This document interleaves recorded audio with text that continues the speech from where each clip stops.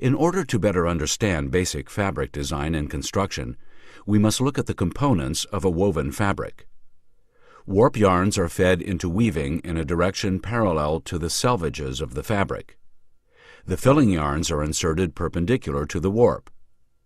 The edge of the fabric has a selvage, and with some insertion methods, there is a fringe. The fringe is created by the ends of the filling yarn projecting from the edge of the fabric and can be tucked back into the cloth with a tucking unit. The plain weave is the oldest, simplest, and most often used woven structure. It repeats on the minimum of 2 ends and 2 picks.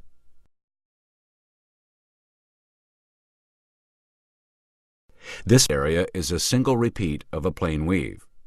One can easily see that adjacent warp yarns weave in opposition to each other. When one end is up, the adjacent ends are down. After the filling is inserted, the warp yarns switch positions. The cross-sectional view shows the up and down movement of the warp yarn. Notice the blue and green warp yarns are moving in opposite direction to each other. Woven patterns are most often depicted on graph paper. The graph indicates how one would depict a plain weave. When the warp yarn is shaded black, the warp end is up and the filling is down. When the warp end is up, this is referred to as a riser or float. When the warp end is down, this is referred to as a sinker and is depicted by a white square in the woven pattern. Plain weave fabrics have the highest number of interlacings of any weave. The result of this dense weaving is a relatively low tearing strength, higher tensile strength, lower snagging, tendency to ravel less, and tendency to wrinkle more. The basket weave is a derivative of the plain weave. The most common of baskets is the 2x2 basket. The repeat area is 4 ends by 4 picks. All ends weave in pairs, as do the picks.